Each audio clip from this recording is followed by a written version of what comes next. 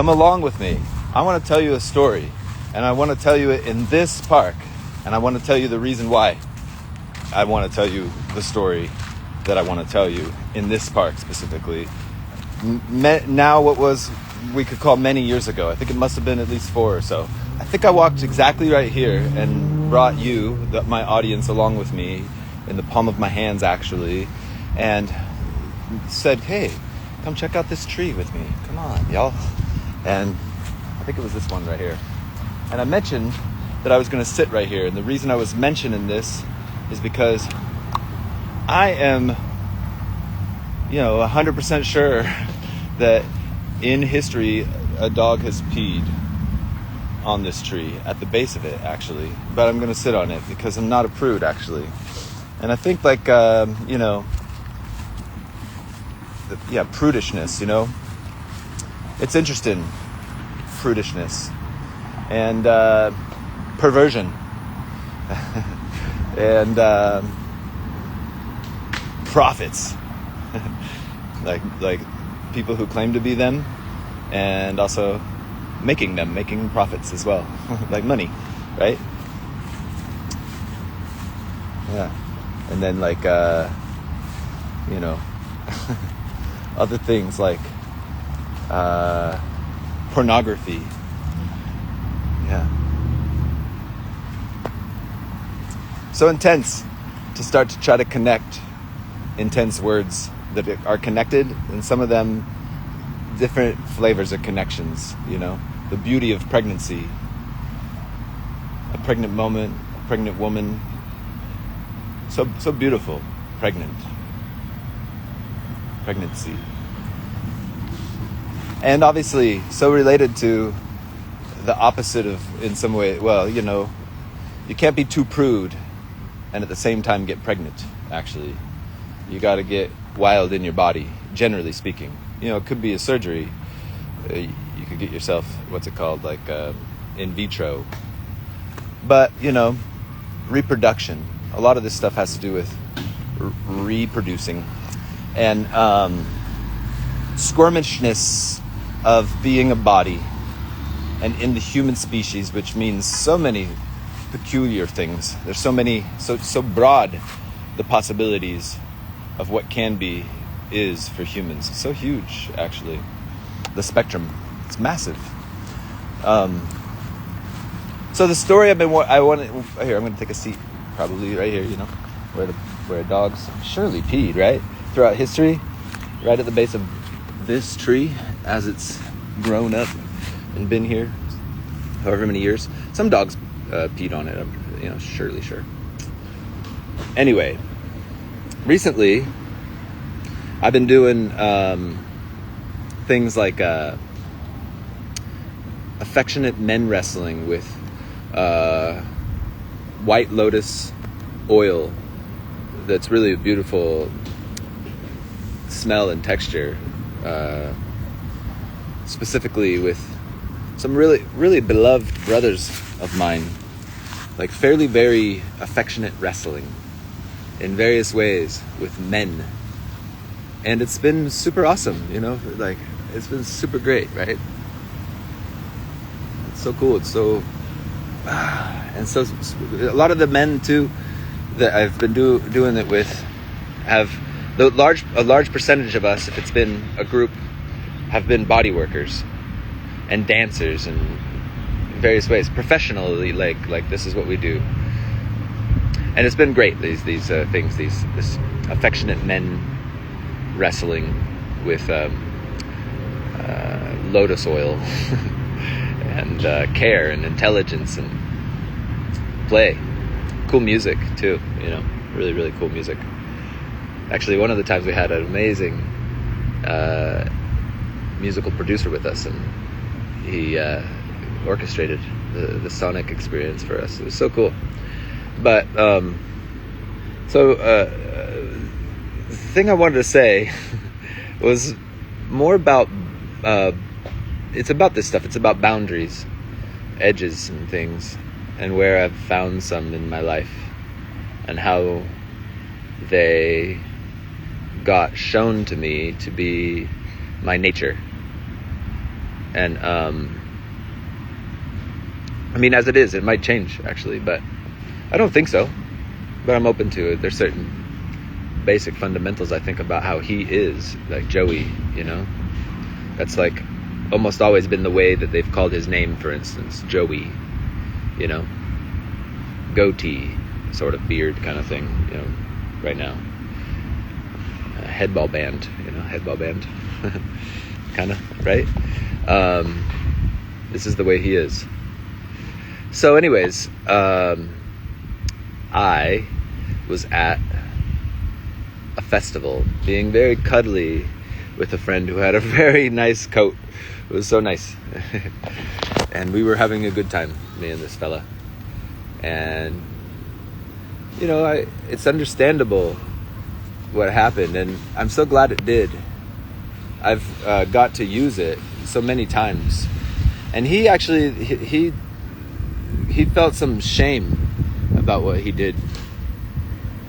You know, we were dancing, we were wrestling, we were having a good time, and he took my hand and placed it on his erect dick. And let's see, I was oh no, it was kind of quick, you know. We were just kind of moving around and sort of just, and you know, he was kind of I think, yeah bro, like you know, he thought I'd receive it, and I didn't receive it horribly.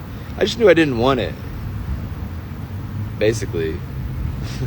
No way, I wasn't interested in big ways. There was nothing that was interesting for me to, or tempting in any way at all, I noticed intrinsically.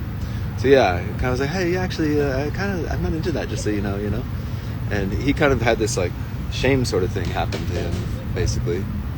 And you know, quickly I said, hey, just so you know, like, I'm not mad at you at all for that. Like, it's totally understandable, you know. Like, I was super cuddling with you, you know, and like, there's lots of gay people around here, and I'm not, so, but I'm not like mad at you.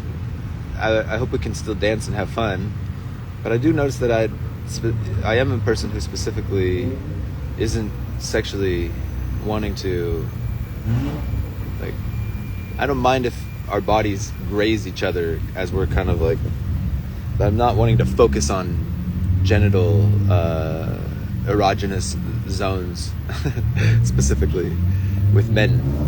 It's the way that he's kind of been sexually imprinted or whatever. The reason doesn't matter. It's just the way he is. So I'm so happy that it's been great that I picked that story actually, because I've got to use it, you know, in cool ways with people. I think it's been helpful as a parable for assisting with understandable kind of like sort of like shame stuff that's confusing, you know, a little bit, and that we kind of get to need to in life occasionally test the waters, you know, like my friend was doing. You know, he wasn't bad for doing that or something like that, you know. That's what I want to say. He wasn't bad for doing that to me. He's lucky that it didn't bother me more, and it's understandable if it would bother someone else more. If again he made a bad guess, but that it wasn't me, it's understandable that people would respond in a way that was more upset than I was, for sure. But he wasn't like wrong, you know, for doing just that. Maybe there's, you know, we all do, quote unquote, you know, wrong things at times in some ways, you know. But also, like, it's not like you're wrong, you know. There's always like a setting of what's going on, you know, it's totally understandable based on what was happening around us and what we all had going on, and the ways we were, the ways we are, you know.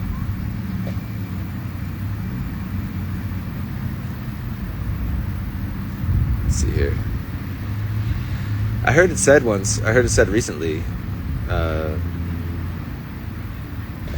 that, what's it called? Trauma, this person said it, is just, as if it is only this, I think. It's just, I think she was also using the word just to say like, hey, let's calm our horses down, let's not amplify it, let's put it in its place and say, hey, this is just this, and it was cool, it's just something intense that happened to you when you were young, and people didn't know how to explain it to you, or they didn't explain it to you. You had to kind of like make up stuff based on your very young perception, basically, and people just kind of didn't explain it to you in a big way. If you got trauma from when you were a childhood, that's what you got. You just, something intense happened and no one was there to explain it to you in the way that a development is able to share its insights with another developing person, actually. So if that doesn't happen, if you don't get explained to, then as a kid you make up your own explanation and choose what to do with that too, as adaptations. Sometimes they're overcorrections, sometimes that's a pretty common thing, that the overcorrections get assisted by someone who is more developed than a kid who is developing, to explain to them some strategies of how to handle something. And in some big way, like, it seems that the momentum of humanity is the momentum of a lot of that stuff, actually. Just that, the reason they didn't explain it was because, first off, they can't explain everything. Like, some percentage of the time they're not going to be there, or they're going to be too busy, or it's just natural that mistakes will happen. Stuff will be missed by caretakers or something like that. But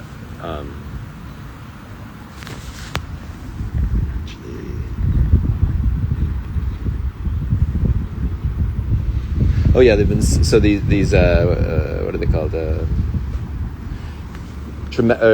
intense events that aren't explained by adults, like some of the people that aren't doing that aren't doing it because it wasn't done to them, because it wasn't done to them, because it wasn't done to them. Great grandma and grandpa stacked up of just kind of slightly unconscious coping mechanisms instead of intelligently coordinated wisdom explained and like transferred. So I think like that's kind of stuff, the aim is to have it be good for me, good for all of you who are hearing in my audience, and then anybody in yours, if you, as it's good for you, when they see that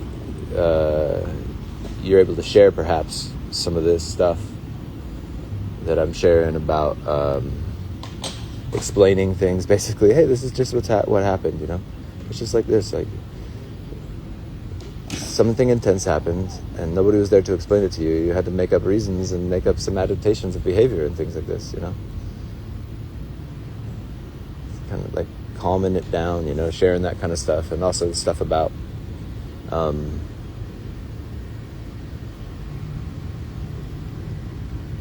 how, like, my friend, who at that festival did that, grabbed my hand and put it on his own hard dick, and goodness, it's I noticed that it's weird for me to say that on the internet. But I think that it's weird for me to say that on the internet. Though it's understandable, doesn't mean that I shouldn't. I actually kind of think it means even more that I sort of should, actually, to tell you the truth, So yeah, if you have any opportunities, you'll find in your life maybe where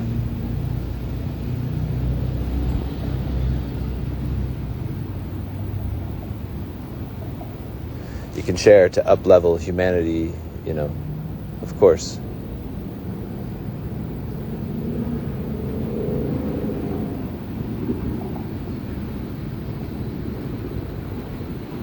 Okay, big hugs, much love.